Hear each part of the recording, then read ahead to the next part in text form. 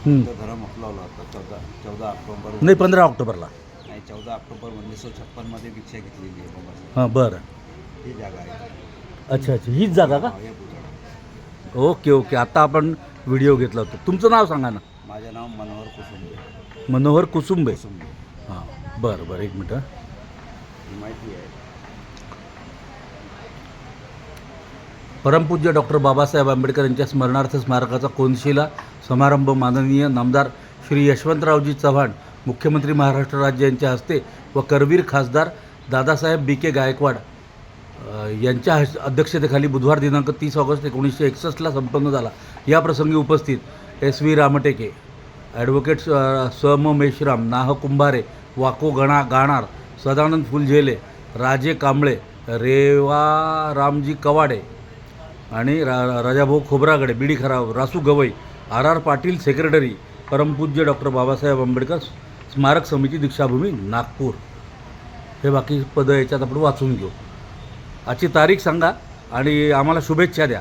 मी तुम्हाला अशी विनंती करतो की मी आज जो आलेलो आहे, मी संभाजीनगरहून आलेलो आहे आणि मला भाषा भगिनी धाम म्हणजे सगळ्या भाषा एका प्लॅटफॉर्मवर येऊन समानतेचा संदेश द्यायचा आहे. तो संदेश देण्याकरता पंडित गझलनवाज Bhimrao Panchale, doctor Dilip Yardi, doctor Purushottam Bhapkar, doctor Ashok Sirse आणि आमच्या औरंगाबादच्या CEO श्रीमती मिन्नू आणि एक शिक्षणाधिकारी आहेत श्रीमती लाटकर, हे सगळेजण येणार आहेत. तर तुम्ही एक शुभेच्छा द्या आम्हाला आजची तारीख सांगून. तुमचं नाव सांगा परत एकदा. माझे नाव आहे मनोहर शंकरराव कुसुंबे. आजची तारीख सांगा. आजची तारीख 10 ऑगस्ट 2026. धन्यवाद. आमच्या कार्यक्रमाला शुभेच्छा द्या. बाबासाहेबांचा आशीर्वाद मिळेल. सगळं धन्यवाद धन्यवाद. ते बाबासाहेब आंबेडकरांच्या अस्थि कलश हा समोर दिसतोय तो. धन्यवाद धन्यवाद. मधातला आहे ना. हां हां हां, अस्थि कलश. मग काय चिंता आहे आम्हाला.